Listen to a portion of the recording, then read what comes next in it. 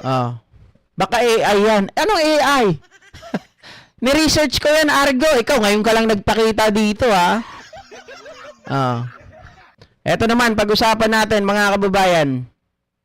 Oh. Natatandaan nyo pa ba itong si Rodante Marcoleta? Mga kababayan, ang kanyang pangako na ang 2,000 below na bayad sa kuryente o kumukonsumo ng kuryente ay libre na.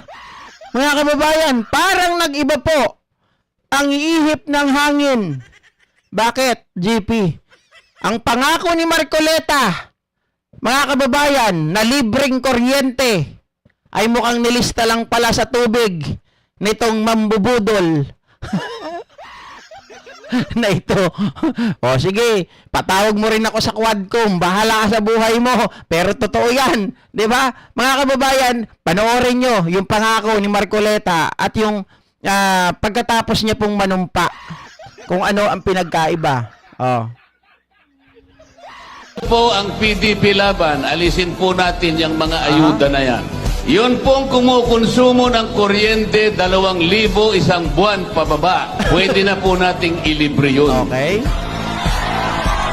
Kapag ginawa natin yung 2,000 pesos worth of electricity consumed in 1 month pababa, ang maseservisyuhan natin no less than 27 million Filipinos. Naku po. Parehas. Walang korupsyon sapagkat diretso sa inyo. Walang makakapagpasikat kasi wala nang magbibigay sa inyo. Alisin daw niya yung ayuda. Pero ayuda pa rin yun sinasabi niya.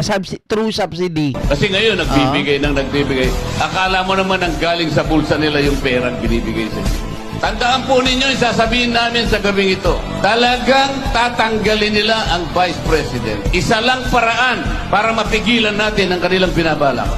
Yung team na yun, ayaw na nilang makauwi si Tatay Digong dito sa ating bansa. Pero merong isang team pipigilan yung kanilang kagustuhan. Mga kababayan, ayan ang pangako ni Marcoleta. Pero tingnan nyo ha, marami nang umasa dyan eh. Opo. Ano yun? Oh. Eh ma'am, natirel ko po ito. Bill nyo ng kuryente for this month. Oo. Bayaran nyo naman sa opisina para iwas putol. Ay, kuya, wala pa naman palang 2K to. Bill nyo nga sa kuryente. Aha. Hindi. Sabi ni Marcoleta, pag nanalo siya, libre na yung 2K pababa ang bill.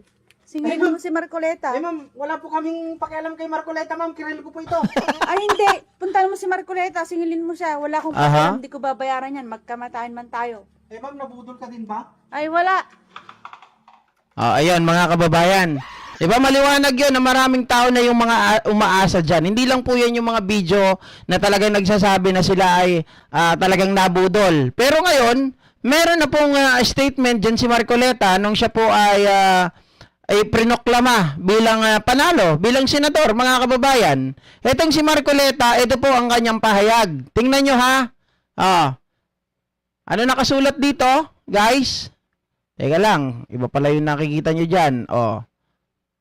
Anong sabi? Senador Marcoleta nais magpatupad ng libreng kuryente sa mga kumukonsumo ng 2,000 pababa kada buwan. Mga kababayan, isinisulong ni Senador Rodante Marcoleta ang isang panukalang batas na magbibigay ng libreng kuryente sa mga sambayanang may buwan ng konsumo na hindi lalagpas sa 2,000. Layunin ng panukala na magbigyan ng tulong ang mga pamilyang mababa ang kita at maibsan ang kanilang gastusin sa kuryente. Ayon kay Senador Marcoleta, ang pagbibigay ng libreng kuryente sa mga kumukonsumo ng 2,000 pababa kada buwan ay isang konkretong hakbang upang matulungan ang mga mahihirap na Pilipino. Tama, ang galing. Sa halip na pansamantalang ayuda, nais niyang magpatupad ng pangmatagalang solusyon na makakatulong sa pag-angat ng kabuhayan ng mga mamamayan. Tama rin naman. Diba? Kasi mga kababayan, pero sa ayuda pa rin siya aasak. Kaya lang sabi dito, gayon pa man, may mga ulat na nagsasabing nagkaroon ng pagbabago sa posisyon ni Senador Marcoleta ukol sa panukalang ito matapos ang eleksyon. Tapos na ang eleksyon, tapos na rin ang pangako. Ayon sa ilang ulat, tila hindi na ito kabilang sa kanyang mga pangunahing prioridad sa Senado. Aray. Iyak. Paano na yan? Di ba? Sa kabila nito, patuloy na umaasa ang mga mamamayan na maisa sa batas ang panukalang ito upang mabawasan ang kanilang pasanin sa mataas na singil ng kuryente. Sabi nga, hindi na raw priority. Nagbago na ang kanyang posisyon. Hindi yung posisyon sa gobyerno, ha? Mga kababayan, kung hindi yung posisyon na tutulong siya sa tao na malibre na yung 2,000, hindi na daw yun priority. Sa madaling salita, tinaga niya po sa bato. Inilista niya sa tubig ang pangako niya. Diba? Totoo, yung sinasabi ni Ma'am Alina Arcenas dito, hindi nga inasikasong ipiralo sa Congress yan pang 2K. Tinonto, manlilin lang Marco Beta. Ang dami niya ring dun eh. Hindi rin tumakbo. Mga kababayan, nakapending lang. Diba? Hindi niya inasikaso yon. Ang inasikaso niya, etong si Sara.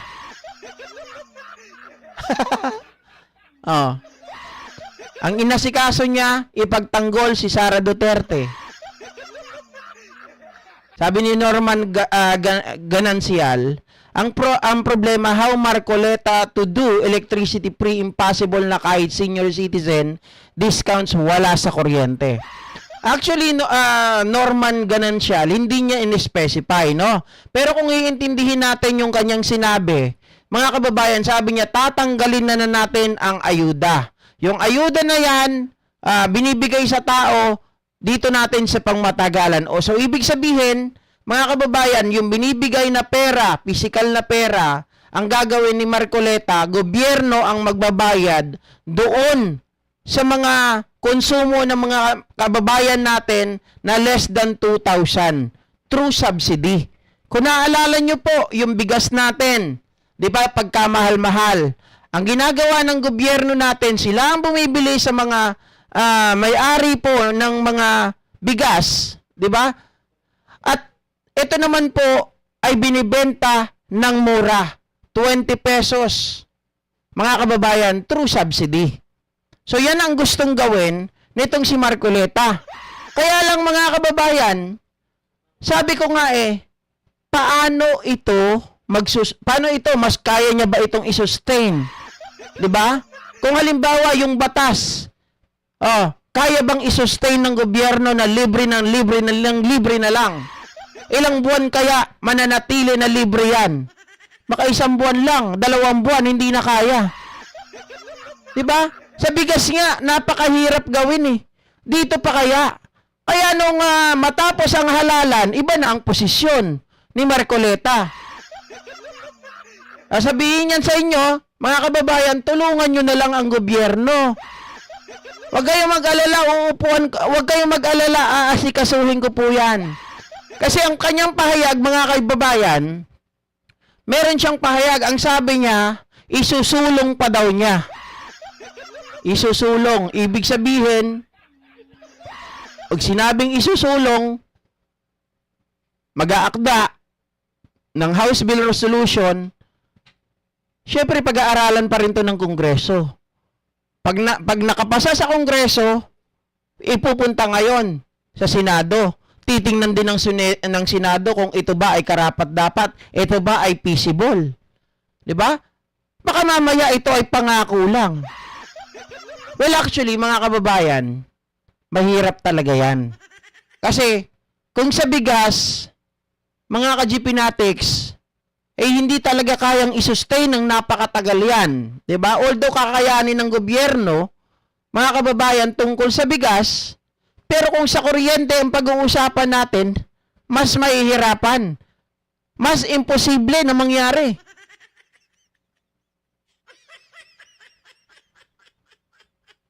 Sa makatuwid, sa isang salita, nabudol po kayo.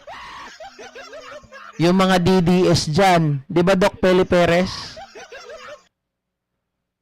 Ganon ang sinabi para makakuha ng boto. Correct. Nabudol sila, mga kababayan. Tapos kanina, may nabasa pa ako. Ang nagrereklamo daw, mga kababayan, yung hindi bumoto kay Marcoleta. Natural, hindi kami bobo eh. 'Di ba? Kaya hinahanap namin para maalala. Oh, yung mga bumoto diyan, literal na BOBO. Oh, wag kayong magalit sa akin yung mga iglesia diyan, kapatid natin. Alam ko yung ibang mga iglesia, kaya binoto si Marcoleta dahil 'yun ang sinasabi ng inyong pamamahala. No? Pero alam nyo naman, mali na nandyan sa politika si Marcoleta. Sumunod pa kayo sa pamamahala. 'Di ba? O, sasabihin nyo, sino ka naman para utusan kami? E di alisin nyo na po yung inyong doktrina na bawal makialam sa politika at bawal pumasok sa politika. Ha? Hindi ako sa nagmamagaling. Talagang kaya ko lang idepensa yung sinasabi ko. Oh, sabihin nyo pa sa akin, hinahanapan, ang naghahanap ng libreng kuryente yung mga hindi bumoto sa kanya, natural. Diba? Hindi kami nagpaloko. Kayo mga loko-loko. Alam nyong mahirap yung gawin, yung pababain nga yung kuryente, hindi nga nagawa ni Marcoleta doon sa Kongreso. Diba? Dito pa kaya na ililibre ang below 2,000? Shoutout Del Nabillar, ha? Oh. Bakit kasi naniwala yung mga bumoto kay Marcoleta? Sinabi lang niya para iboto siya. Hayop yan. Marcoleta na yan. Siya ang nagpatanggal sa ABS-CBN. Oh. Tapos yung mga empleyado ng ABS-CBN, itinaas pa yung kamay niya. Di ba? Yung isa nga dyan, nanalo eh. Governor. Oh, sila nga naghanap ng 20 pesos na bigas, tama. 'Di ba? Oh, na hindi naman pinangako, 'di ba? Pangarap lang.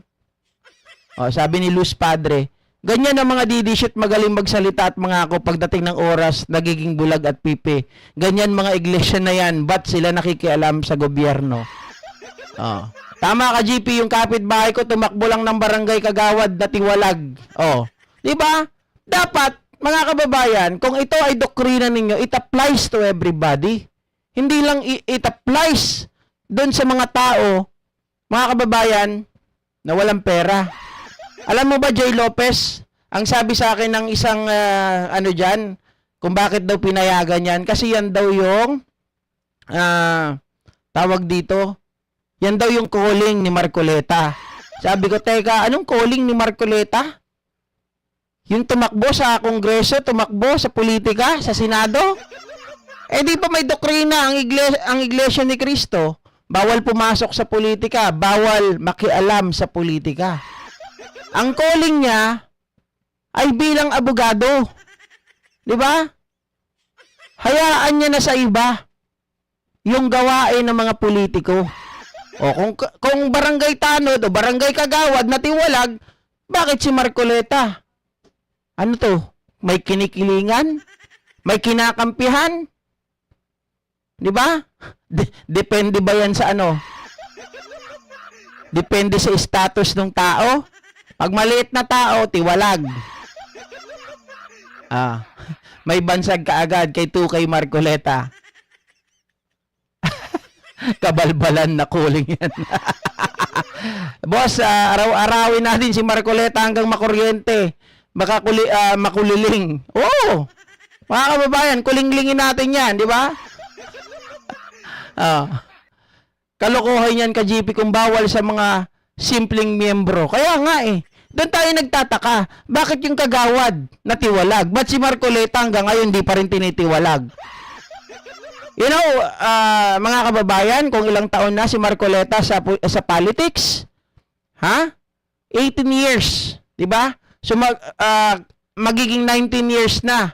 Oh, syempre ilang taon siya sa Senado, mga kababayan? 3 years ba siya o 6 years? Kung 3 years, So, 18 plus 3, 21 years. Ang mangyayari sa kanya in the future. Hindi pa rin tinitiwalag. So, dun mo masasabi, ang iglesia ngayon, iba na. Hindi na katulad dati. Diba? Maraming mga nagsasabi dyan ng mga dating mga ministro. Yung kumain nga lang ng dinuguan, tiwalag agad. Kasama rin sa doktrina nila yan. Diba? Bakit mo alam, GP? Dati akong iglesia eh. Ang mga tsuhing ko, mga ministro, nanay ko, tatay ko, mga iglesia yan, mga kapatid ko. Ako, lamig. Diba? Dati rin handog din ako, mga kababayan. Kaya wag niyo akong anuhin. Naaway ako ng iba dyan eh. Anyway, mga ka-GP Natics, maraming salamat po. Baka mayroon pang hindi nagla-like dyan, mag-like na kayo. Bago po ako magpaalam. Sorry guys, hindi ako talaga makatagal ng gusto. Talagang binublow ko na nga lang yung ganito ko para hindi sumakit. Talagang kabilaan eh. Sakit. Malaki ang naibibigay na kapital si Marcoleta. Pwede. Diba? Baka mamaya merong naipapasok. Dapat tawag dyan, Boy Kuryente. Kuryente King. Malaki ang butaw ni Marcoleta. Pwede. After GP next... Oy, guys, mga kababayan. Ako po ay nakikiusap sa inyo. Nasuportahan nyo rin po ang aking mahal na tita kay Clea, mga kababayan. Siya po ay nagla-live ng mga ganitong oras. At syempre, sa ibang oras naman po na maaga-aga ay si Sir Boyet Antonio, Vlogs 2.0. Suportahan nyo rin po sila Tatay Jack Purds at itong sila Ma'am Trexibilia 11. Mga kababayan, yung mga malalaki hindi ko na po promote, joke. Diba? Pero syempre, yung mga maliliit, tulungan din po natin. Maraming salamat mga kababayan. Magandang gabi po sa inyong lahat at mag-iingat po tayo. Salamat muli sa mga walang sawang sumusuporta, sa mga nakikitawa dito. Sa lahat ng mga nag-i-enjoy, mga kababayan. Yan po ay para sa inyo at pasensyahan nyo na ako. Talaga medyo masakit. Sana ay gumaling na kagad. Magamaga talaga yung gums ko. Grabe. Bye guys. Good evening. See you. Sino ba yung nagsasabi sa akin lagi na see you later, alligator? Si Ma'am Ine. Bye. Ma'am Mary Ann Gmon, shoutout. Merlin Laguna. Thank you sa inyong lahat guys. Heidi AC. Marisa Zonokawa, Mix TV. Ma'am Lori. Shout out. Ma'am Brenda Barton, Luz Padre, Jenaline Joaquin. Hindi yan ititiwalag ng INC dahil pakikinabangan nila si Marco Beta sa sarili nilang kapakanan. Yun lang, mga kababayan. Ma'am Mona Nases, Ricardo Magno, Family Gutierrez, shout out sa inyong lahat, guys. Maraming salamat po. Go to your dentist. Hindi ako sanay sa dentist, guys. Bye. Ma'am Iris Ledesma. Go Philippines! Go Philippines! Go Philippines! Go Philippines! Sa silong ng araw, lupang mahalaga, tugong magiting, sa'yo'y alay na. Sa bawat pagsikap, sa bawat hakbang, ang dangal ng bayan, tayo ay manindigan.